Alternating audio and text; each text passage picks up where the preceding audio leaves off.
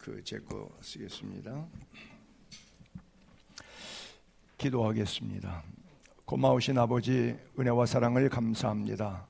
오늘도 복된 주님의 날 저희들에게 허락해 주셔서 건강 주시고 성전에 올라올 수 있는 믿음 주시고 은혜 주셔서 감사합니다. 예배할 때 주의 성령께서 저희 가운데 임재하셔서 하나님의 음성이 들리는 순간 이 말씀이 능력이 되어 우리의 영혼이 소생하며 우리의 육체가 강건함을 입으며 우리가 기도해왔던 바 우리의 소망들이 주께 상달되어 응답되어지는 기적의 말씀의 시간 되게 하옵소서. 전능하신 하나님의 도우심의 손길 의지합니다. 나그네 인생길, 정함이 없는 세상 것들과 물질의 마음 뺏겨서 이리 갈까 저리 갈까 방황하는 인생 되지 않게 하시고 우리를 지으신 천재 주제이신 하나님, 만군의 여호와 하나님 말씀 붙잡고 그 말씀 안에서 영혼과 육체가 살아나는 시간 되게 하옵소서. 주님, 우리들의 마음도 생각도 고막도 열어주셔서 주의 말씀이 들려지게 하옵소서. 이 시간도 예배 자리에 나올 수 없어서 영상으로 주의 도우심을 구하는 부득이한 성도들 찾아가셔서 위로해 주시고 그 말씀 속에 역사하시고 일하시고 위로하시고 치유하시는 하나님을 경험케 하옵소서. 주의 도우심만 의지하며 예수님의 이름으로 기도하옵나이다. 아멘. 하나님의 말씀 오늘 히브리서 12장 22절과 29절 두 절만 저와 여러분이 같이 합독하시도록 하겠습니다. 히브리서 12장 마지막 부분에 있는 28절과 29절에 있는 말씀 되겠습니다. 같이 읽습니다. 시작. 그러므로 우리가 흔들리지 않는 나라를 받았은즉 은혜를 받자. 이로 말미암아 경건함과 두려움으로 하나님을 깊게 섬길지니 우리 하나님은 소멸하는 불이심이라. 아멘. 그래요. 사람들이 인생은 갈대와 같으다 그러죠. 사람 보고 반석 같으다 이런 경우는 거의 없어요. 사람 보면서 인심은 조석변이다. 그래서 아침 저녁으로 사람 마음이 바뀐다. 그리고 갈대와 같은 인생이다. 그래요. 그래서 예수 믿는 사람들도 바람 탈 때가 많아요. 상황, 물질, 사람 누가 뭐라고 하는 한마디에 그냥 울었다 웃었다 일희일비하는 바람 타는 경우들이 많이 있어요. 근데 하나님이 우리에게 귀한 선물을 하나 주셨는데 하나님의 나라를 주셨어요. 영혼 구원을 주셨어요. 천국을 주셨어요. 그것은 흔들리지 않습니다. 하나님이 우리에게 주신 흔들리지 않는 나라. 개인적으로 어떤 분들에게 여쭤보면 그러죠. 당신은 죽으면 천국 갈 것 같습니까? 지옥 갈 것 같습니까? 그러면 셋 중 하나예요. 그런 거 없습니다. 첫 번째. 두 번째, 천국 갑니다. 그리고 세 번째는 반드시 뒷머리를 살살 긁죠. 글쎄 잘 모르겠는데 이렇게 살다가 지옥 가는 거 아닌지 모르겠어요. 그래요. 이미 하나님은 여러분들에게 믿음을 통해서 흔들리지 않는 나라를 선물해 주셨음을 믿으시기 바랍니다. 그래요. 오늘 본문의 구절을 유진 피터슨이라고 하는 한 2, 3년 전에 돌아가신 미국 목사님인데 성경을 좀 쉬운 말로 쓴 글이 있는데 그분이 이렇게 이 구절을 이렇게 썼어요. 우리가 무엇을 받았는지 아시겠습니까? 흔들리지 않는 나라입니다. 우리가 얼마나 감사해야 하는지 아시겠습니까? 감사드릴 뿐 아니라 하나님 앞에서 깊은 경외감이 넘치는 예배를 드려야 합니다. 그래요. 저 글자를 놓은 상태에서 제가 우리말 성경을 읽을게요. 그러므로 우리가 흔들리지 않는 나라를 받았은즉 은혜를 받자. 이로 말미암아 경건함과 두려움으로 하나님을 기쁘시게 섬길지니. 그랬어요. 자, 상당히 느낌이 다르게 오죠. 성경 구절하고. 그런데 저분이 사실은 이게 원어가 헬라어니까 그렇죠. 원문이 아니라 이건 번역문이잖아요. 근데 원문에서 시라는 것도 번역하는 사람이 시를 알면, 그 시인의 나라와 문화와 국적을 알면 이 시상이 더 번역이 잘 돼요. 그런 것처럼 유진 피터슨 목사님이 좀 깊이가 있다 보니까 번역을 더 잘했어요.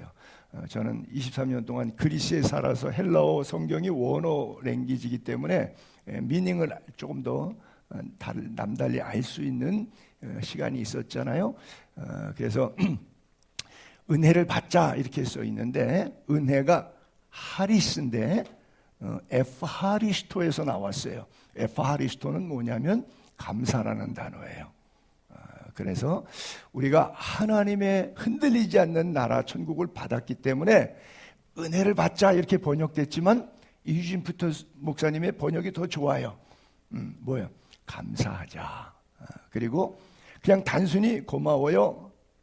여러분 뭐 이렇게 줬을 때 감사합니다 그럴 때 느낌이 진정으로 감사하는 느낌이 있을 때가 있고, 그냥 형식적인 감사가 느낌이 올 때가 있죠.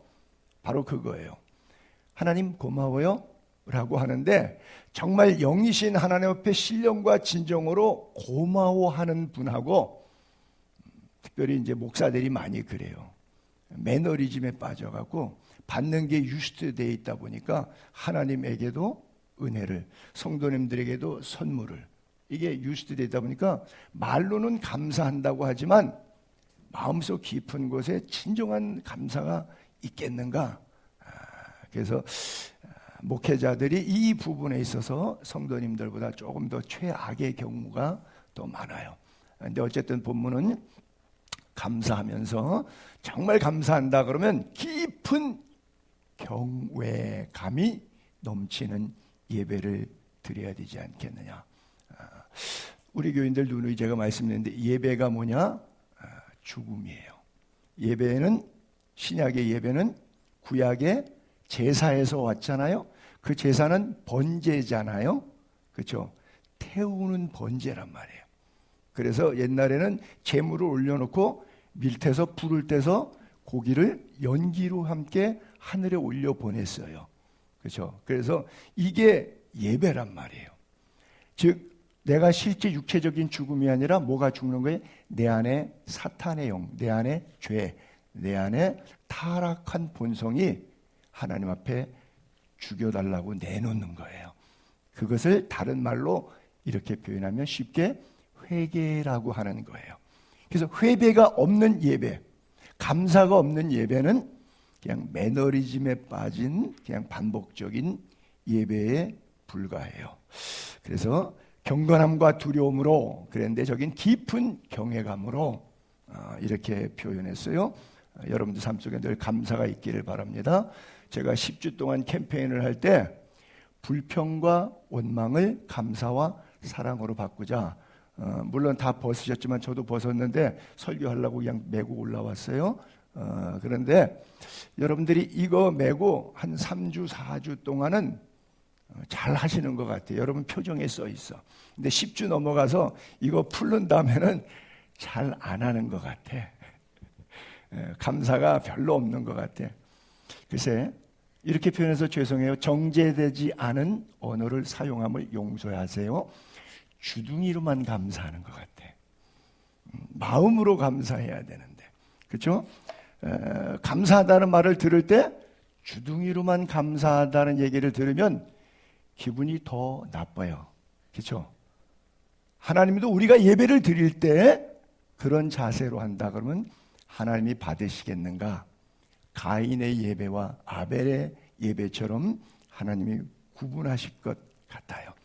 그래서 여러분들이 늘 감사, 원망과 불평이 아니라 감사와 사랑의 언어를 사용할 수 있게 되기를 바랍니다.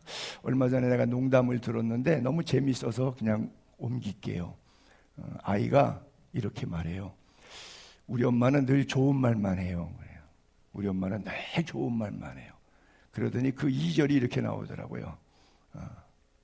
좋은 말 할 때 들어. 좋은 말 할 때 가. 좋은 말 할 때 처먹어. 그래서 우리 엄마는 늘 좋은 말만 한대. 어감이 다르죠? 그 좋은 말인가요? 그래요. 우리가 그렇게 인생 살면서 말장난할 때가 있는데 하나님 앞에 드리는 예배도 그런다면, 그렇죠? 예배를 올 때 영과 진리로 와야 되는데 예배 끝나고 누구 만날 거, 예배 끝나고 이제 어디 갈 거, 예배 내가 봉사니까 뭐 할 거, 예배 끝나고 회의할 거, 예배 끝나고 뭐 여전도에 모임할 거, 이런 것 때문에 예배 전에 이거 생각을 머릿속에 담고 이렇게 예배당에 오면 이 예배가 영이신 하나님 앞에 신령과 진정으로 드려질 수 있을까요? 아니죠. 제가 예배자로 죄인의 모습으로 하나님 앞에 나를 태우는 번제로 이 자리에 나오면 손영삼은 예배를 바로 드리고 있는 거고요. 나는 사례비 받는 목사니까 시간에 의해서 설교 시간엔 여기 와서 설교하니까 설교자로 이 예배에 나와 있다면 내 예배는 하나님이 안 받으시는 거예요. 성가대원이기 때문에 나와 있다면 성가대 노래 한 자락 하려고 나와 있는 것이지 하나님을 예배하려고 나온 것이 아니에요. 네, 봉사위원이니까 취사봉사 때문에 밥하고 뭐 이거 준비한다고 와 있는 것이지 마음이 하나님께 가 있지 않으면 그 사람의 예배는 헛거예요. 그 사람의 경건도 헛것이고. 그래서 여러분들에게 진정으로 깊은 경외감으로 하나님을 예배하는 그런 예배자가 될 수 있기를 바랍니다. 왜냐하면 우리는 늘 흔들려. 근데 하나님은 우리에게 주신 것이 흔들리지 않는 신앙, 흔들리지 않는 믿음, 흔들리지 않는 나라를 주셨기 때문에 상황과 환경과 물질과 사람의 여파에 의해서 여러분들의 신앙이 여러분들의 가슴 속에 있는 하나님의 나라가 빼앗기지 않게 되기를 바랍니다. 견고하여 흔들리지 않게 되기를 바랍니다. 이미 주셨는데 잘 소유할 수 있게 되기를 바랍니다. 신앙생활이 흔들렸던 사람, 자기 확신 때문에 흔들리는 케이스를 베드로의 경우를 제가 예를 들어서 말씀을 드려볼게요. 모든 사람과 더불어 화평함과 거룩함을 따르라. 이것이 없으면 아무도 주를 보지 못하리라. 자, 한 번은 베드로가 요빠라고 하는 항구터에서 무두장이 시몬의 집에서 기도하고 있는데 기도 시간에 기도하러 오라는데 하늘에서 레위기서에 먹지 말라고 하는 그런 더러운 음식들이 보자기로 이렇게 내려와요. 그러면서 하늘에서 음성이 들려요. 잡아먹어라. 그래.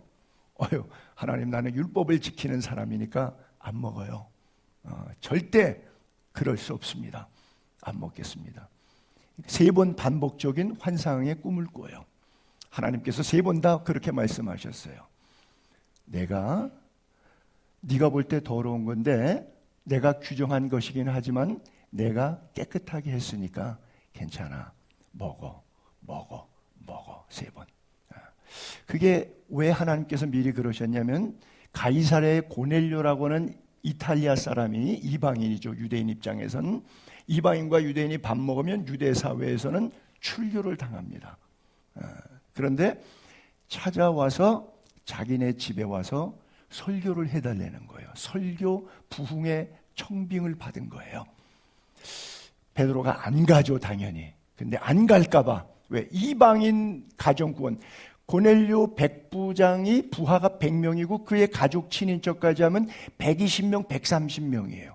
한 번 설교해서 120명, 130명이 예수 믿고 천국 가게 하려고 그러는데 하나님의 계획을 베드로가 알 길이 없으니까 하나님의 섭리를 다 이해 못하니까 율법적으로만 안 된다 그런 거예요. 안 갈까봐 하나님께서 꿈에 3번 그렇게 말씀하셨어요. 한 번은 베드로가 예수님의 질문에 아주 멋지게 대답을 합니다. 세상 사람들이 나를 누구로 하느냐? 주는 그리스도시요 살아계신 하나님의 아들입니다. 그리고 나서 예수님께서 이렇게 설교를 이어가셨어요. 내가 고난을 받아야 돼 이제. 그리고 곧 죽게 될 거야. 그러나 3일 후에 다시 부활해 라고 주님이 설명하셨어요. 그랬더니 십자가에 주님이 돌아가신다니까 베드로가 너무 놀래서 주님이 죽어야 된다니까 33살 먹은 청년, 자기의 존경하는 스승 예수가 죽어야 된다 그러니까 아니 무슨 말씀입니까? 아직도 33살 시퍼런데 죽다니요. 나이가 그 당시로 표현하면 60, 70이 넘은 것도 아니고 죽다니요. 결코 그런 일이 없을 겁니다.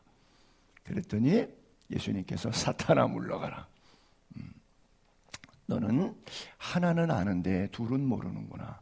사람의 생각에 빠져서 네 율법, 네 고정관념, 네가 지금까지 교회 다니면서 고착화돼서 하나님은 이런 분이야, 신앙생활은 이렇게 해야 돼, 교회 전통은 이것이야 라고 고수하고 있는 그 틀에서 못 벗어나다 보니까 성령의 역사하심에 대해서 민감하게 반응이 안 되는구나.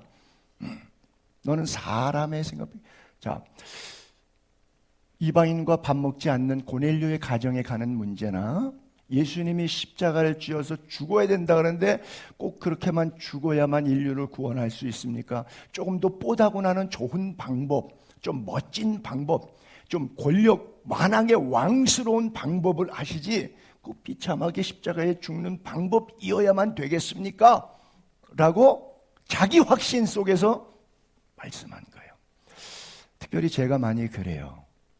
제가 갖고 있는 짧은 성경적인 식견 때문에 갖고 있는 율법적 고정관념으로 사람과 상황과 물질을 대할 수가 있어요. 그러다 보면 하나님이 각자의 사람과 상황에 따라서 하시고 싶은 하나님의 섭리가 있는데 나는 내가 갖고 있는 교리적, 신앙적, 성경적 지식에 갇혀서 하나님의 일을 방해할 때가 있어요. 비단 저뿐이겠습니까? 여러분들의 아내도 남편도 자녀도 부모도 그럴 수가 있어요. 문제는 자기가 틀리지 않았다고 생각하는 데 있어요. 그렇죠? 자기 확신이 너무 강하니까 자기가 틀리지 않았다고 생각을 해요. 베드로가 저거 틀렸다고 생각할까요? 아니죠. 틀리지 않았다고. 오늘 우리가 갖고 있는 고집은 아무리 훌륭해봐야 쇳덩어리에 불과해요. 여러분이 누구예요? 죄인이죠. 어떤 때 강사로 가게 되면요, 손영삼을 굉장히 거창하게 막 이렇게 소개를 할 때가 있어요. 강사 소개할 때. 그러면 저는 꼭 앞에 서서 한마디 사족을 붙입니다. 그래봐야 죄인입니다. 그렇잖아요. 거기 내 설교 들으려고 앉아있는 사람이 CCTV에서 내가 어떻게 살아왔는지 모습 가운데 좋지 않은 부분만 딱 해서 3분짜리 영상 만들어서 딱 쏴줘봐요. 제가 얼굴 들고 설교하겠어요? 못하죠. 죄인이죠. 지은 거 죄밖에 없는 죄덩어리죠. 죄덩어리가 뭐 떠들어봐야, 옳다고 해봐야, 내가 아는 성경에, 내가 아는 율법에, 그러고 내가 하고 떠들어봐야 내가가 누군데, 그 내가가 죄덩어리지. 죄 말고 가진 게 뭐가 있는데 자기가. 호주머니에 돈 몇 푼 있으면 죄가 없어지나요? 내가 대통령 자리에 올라가면 죄가 없어지나요? 내가 모든 권력을 틀어주면 죄가 없어지나요? 권력도 자리도 물질도 남이 하는 나의 칭찬도 내 죄를 없이 하지 못합니다. 오직 주님만이 하십니다. 세 가지를 잃어버린 시대라고 그러죠. 갈 길을 잃어버렸어요. 내가 어디로 가고 있는지를 지금 몰라요. 그렇죠? 학교에 왜 다니는지도 모르고, 교회에 왜 다니는지도 모르고, 직장에 왜 다니는지 모르고, 결혼도 왜 하는지도 모르고 길을 잃어버렸어요, 우리는. 그리고 진리를 잃어버렸어요. 이게 뭐예요? 참. 뭐가 참된 것인지. 선이 악이 되어 있고요, 악이 선이 되어 있고요, 유전무죄, 무전유죄, 이게 대한민국 법을 통치하는 한마디의 표현입니다. 그렇죠? 뭐가 죄라 그래요? 돈으로 죄를 누를 수 있어요. 권력으로 죄를 누를 수 있어요. 그렇죠? 뭐가 사랑이에요? 그렇죠? 음란이 사랑인가요? 길을 잃어버렸어요. 참 진리를 잃어버렸어요. 그러니까 사람이 죽으면 다 끝이지라고 생명을 잃어버렸어요. 생명의 가치는 진흙덩어리에 있지 않아요. 저는 비디오로 어디 가면 꼭 그거를 상영을 하는데, 우리 어머님 사진, 생전에 나랑 둘이 찍은 거랑 화장하고 나서 내가 열어갖고 사진 찍어놓은 콩가루 사진 2장을 나란히 보여줘서 이게 참 우리 어머님의 모습이라고. 그래서 생전에 나랑 찍은 어머님은 영혼이 육체 안에 들어와 있을 때 어머님 모습이고, 콩가루만, 화장 이후에 가루만 보여준 사진은 영혼이 빠져나간 상태의 우리 어머님 모습이라고. 둘 다 우리 어머님인데 영혼이 있는 모습과 영혼이 없는 모습의 차이라고 이렇게 설명을 해요. 생명을 잃어버린 시대예요. 그래서 우리는 어디에서 왔는지, 하나님으로부터 만들어졌는데 왜 살아야 되는지, 하나님이 우리를 왜 지으셨는지, 이 땅에 살아가야 되는 이유가 무엇인지를 잃어버린 거예요. 그리고 죽으면 어떻게 되는지를 사람이 몰라요. 심히 통탄할 만큼 어리석은 것이죠.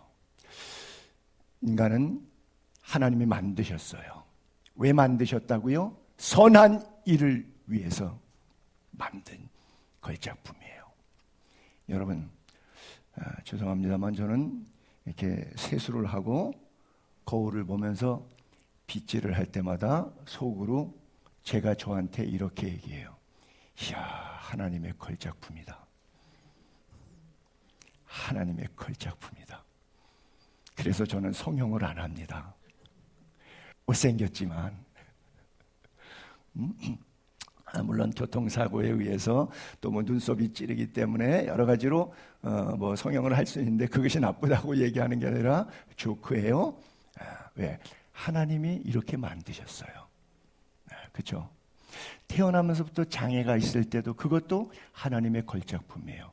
그래서 자신이 왜 태어났는지를 아는 그 걸작품, 우리가 말하는 장애인, 그들은 너무 멋있게 살아요. 레나 마리아 같은 사람, 닉 부이치치 같은 사람, 우리나라에도 송명희 시인 같은 사람, 얼마나 멋있게 창조의 걸작품답게 살아가니까 수족이 멀쩡해서 제 맘대로 돌아다니면서 죄 짓는 인간에 비하면 100배, 만배, 1000배 훌륭한 인생, 가치 있는 인생, 모든 사람을 감동시키는 인생을 살아가고 있지 않아요? 그들 때문에 얼마나 많은 사람들이 눈물을 흘리고 가정이 회복되고 인생이 회복되고 있습니까? 우리가 말할 때 병신이라고 말하는 사지가 불편한 그 사람들, 하나님의 선하심대로 지음 받았음을 알기에 우리로 그 가운데 행하게 하신 하나님은 늘 선하신 분이라고 하는 것을 그들은 삶으로 고백하고 있습니다. 그래요. 하나님은 저를 향해서, 여러분 각자를 향해서 거룩한 꿈을 가지고 계십니다. 그 꿈은 하나님의 열심히 반드시 이루어 내십니다. 그런데 그 하나님의 꿈이 우리에게 적용되는 삶을 살아가는 과정 속에 인간이 저항을 합니다. 왜? 죄짓고 타락하고 내 맘대로 방종하며 사는 게 편하지, 매주일 예배당 가서 하나님을 찬양하고 따분한 생활을 살고 싶지가 않습니다. 젊을수록 그건 더하죠. 그래서 젊었을 때는 안 되는데 이제 늙어서 돈 없고 힘 떨어지면 그때는 생각이 이제 제정신이 돌아옵니다. 그것이 어리석은 인생의 일생이에요. 대부분 다 그렇게 살아요. 그러나 여러분들이 젊어서부터 창조주 하나님을 기억하는 은혜, 역사의 구루토기로 쓰임받을 수 있는 은혜를 빨리 깨닫게 되기를 바랍니다. 하나님의 꿈. 우리 아브라함을 부르셨을 때 한 가정을 한 민족으로 만드시려고 고통 속에 집어넣습니다. 화려하게 애굽의 바로의 국무총리가 되면서 요셉이 내려갑니다. 야곱은 사실은 안 내려가려고 그랬어요. 애굽에. 왜? 할아버지 아브라함이 적과 끄르는 가나안 땅에 들어와서 약속의 땅에 왔는데 애굽에 내려가서 와이프를 시스터라고 거짓말하면서 겪었던 아픔과 상처가 있어서 하나님의 땅을 벗어나지 않으려고 했어요. 근데 밤에 야곱에게 말씀하세요. 걱정하지 말고 내려가라. 그래서 가나안 땅을 벗어나 애굽 땅에 갑니다. 하나님의 섭리가 있어요. 그리고 애굽 땅에 400년이 지나니까 아브라함 100세에 낳은 아들 이삭, 그리고 이삭이 60세에 낳은 쌍둥이 아들 두 번째 야곱, 그리고 야곱의 12지파를 통해서 70명이 내려갔는데 70명이 애굽에서 인큐베이팅이 되는 거예요. 이 속에서 인큐베이팅이 되는 거예요. 고통도 있었어요. 아픔도 있었어요. 슬픔도. 그러더니 만들어지더니 뻥 하고 6월절 날 튀겨나오는데 출애굽할 때 200만 명, 300만 명이 돼요. 한 가족이 한 민족으로 만드시는 하나님의 꿈이 인큐베이팅 되는 순간이 바로 애굽의 노예 생활이었어요. 그러나 하나님은 그 민족을 강하게 하시고 하나님이 특별히 들어쓰셨어요. 요셉이 국무총리가 되었다 그러는데 아버지가 야곱이 갈 때 믿지 못했지만 처음은 형들이 돌아와서 요셉이 살았다고 형들이 얘기하니까 야, 니들이 22년 전에 뭐라 그랬어? 짐승이 잡아먹어서 죽었다 그랬잖아. 근데 22년 동안 내가 나이가 이제 130이 되었어. 거동하기도 힘들어. 걷기도 불편해. 어떻게 무슨 애굽을 아들 만나러 가겠냐? 죽었다는 아들 만나러 내가 가냐? 알립니다. 요셉이 지금까지 살아있고 애굽 땅 총리가 되었나이다. 야곱이 그 말을 믿지 못해. 무슨 소리 하는 거야? 어리둥절해. 그런데 뭘 봤어요? 요셉이 자기들에게 부탁한 모든 말로 그들에게 말하며 그의 아버지 야곱은 요셉이 아버지를 태우라고 자기 수레를 보냈어요. 총리의 수레를 보냈어요.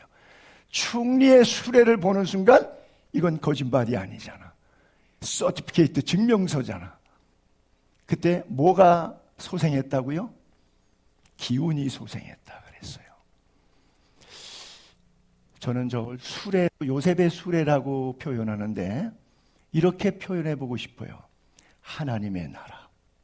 흔들리지 않은 하나님의 나라를 바라보면 여러분들이 지금 처하고 있는 상황이 어떻든 간에 경제적으로 힘들던 인간관계로 힘들던 육체적으로 힘들던 여러분들의 상황을 뛰어넘어서 흔들리지 않은 하나님의 나라를 보면 요셉의 수레를 보고 기운이 소생했던 것처럼 영적인 육적인 강건함에 힘을 얻게 되기를 바랍니다. 기운이 소생했다. 기뻤다는 뜻이죠. 기운, 기쁨, 힘, 하나님이 주시는 에너지가 여러분 속에 소생하는 은혜, 리바이벌 되기를 바랍니다. 다시 살아나는 재생의 역사가 있게 되기를 바랍니다. 그래요. 하나님은 그렇게 하시는 분이에요. 스데반은 순교를 당하면서도 하늘을 우러러보니 인자가 하나님 우편에 서신 것을 보았어요. 대부분 사형당하는 사람들은 죽으니까 우울해서 고개를 숙이고 땅을 쳐다봐요. 그렇죠? 그래요. 근데 죽음의 순간에서도 하늘을 우러러 인자가 하나님 우편에 서서 양팔 벌리고 손에 면류관 들고 밝게 웃으면서 웰컴 파티 준비하신 주님의 모습을 바라보면 우리는 흔들리지 않고 이 땅에서 믿음 생활할 수가 있어요. 그 주님이 영적으로 보이게 되기를 바랍니다. 세상 나라는 주권이 자꾸 바뀌어요. 그러나 하나님의 나라는 바뀌지 않습니다. 그것을 2600년 전에 다니엘을 통해서 꿈을 주었을 때 그런 말씀하셨죠. 느부갓네살이 꿈을 꿨고 다니엘이 그 꿈을 해석했을 때 그 내용에 하늘의 하나님이 한 나라를 세우시되었다. 영원히 주권이 바뀌지 않는 나라, 망하지 않는 나라. 근데 언제냐? 손 대지 아니한 돌, 뜨여진 돌이 산에서 나와. 퇴나라, 논나라, 진흙나라, 은나라, 금나라와 같은 바벨론과 메대와 파사와 헬라와 로마 제국과 열 발가락의 모든 제국들을 오늘 이 시대에 이르기까지 마지막 때가 되면 지금 역사는 흥망성쇠, 로마 제국, 헬라 제국, 페르시아 제국, 그 제국이 흥망성쇠. 그러나 나중에 때가 차면 하나님의 시간표에 의해서 이제 심판의 날이 작정되면 뜨인 돌, 손 닿지 아니한 돌이 날아와요. 하늘로부터 돌, 반석 예수 그리스도가 오시는 거예요. 그럼 영원히 주권이 바뀌지 않는 하나님의 나라예요. 그래서 오늘 히브리서 본문 12장을 읽었는데 그 앞쪽에 보게 되면 신의 산을 이렇게 표현했어요. 만질 수도 있는 산이고 불이 붙었던 산이죠. 그때 십계명 받을 때. 근데 침침함과 흑암과 폭풍과 나팔 소리와 같은 하나님의 음성이 있었던 곳에 이른 것이 아니라 거기에 도착한 게 아니라는 얘기예요. 사실 저 신의 산은 연기가 자욱해서 여호와께서 불 가운데서 강림하셨어요. 연기가 온기가마처럼 확 올라왔고요. 온 산이 크게 진동했어요. 나팔 소리 같은 하나님의 음성이 모세에게 들려왔어요. 여러분들이 아마 쉽게 영화 보셨던 것처럼 하나님의 손으로 하늘에서 음성과 함께 꽝 하는 큰 소리와 함께 나 외에 다른 신을 섬기지 말라 쓰면서 쭉 나왔던 그런 음성, 그게 바로 시내산의 모습이에요. 그 시내산에서 백성들이 뭐라고 말했어요? 모세에게 너무 두렵습니다. 하나님이 직접 우리에게 말씀하지 말게 해주세요. 당신이 듣고 그냥 대신 우리에게 앞에서 설교로 해주세요. 간접적으로 듣게 해주세요. 직접 듣지 않게 해주세요. 그랬어요. 왜? 너무나 두려워서. 그런데 다시 히브리서 12장 본문에 그러나 이 구약에는 그랬는데 시내산에서 그랬는데 지금 흔들리지 않는 하나님의 나라는 시온산인데 너희가 잃은 곳은 아까 너희가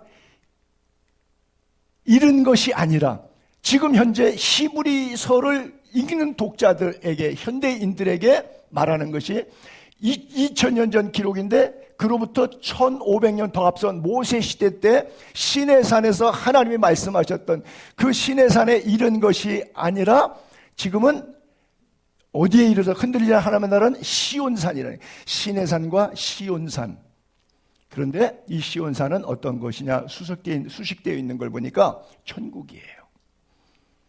하나님의 도성, 하늘의 예루살렘, 장자들의 모임, 교회, 만민의 심판자이신 하나님, 온전하게 된 영혼 구원받고 천국에 있는 의인들의 영들, 그리고 새 언약의 중보자이신 예수 그리스도, 아벨의 피보다 더 나은 것을 말하는 뿌린 피라고 하는 거예요.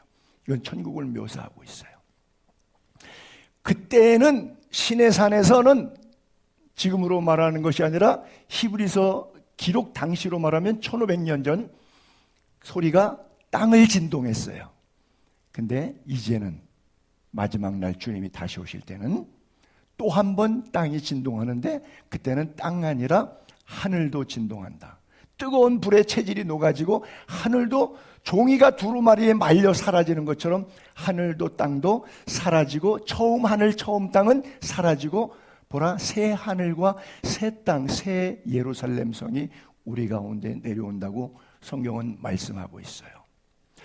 그래서 요한계시록을 보니까 성령이 나를 데리고 크고 높은 산 영적인 시온산 작게 좁은 의미로 오늘 우리들의 교회, 성전, 하나님께 예배하는 처소를 상징합니다. 크고 높은 산으로 올라가 하나님께로부터 하늘에 내려오는 거룩한 성 예루살렘을 보여주었더니 그 예루살렘 성 안에서 막 다니면서 찾아보는데 예배당이 어디 있는가 하는데 예배당이 없어. 왜 없을까요?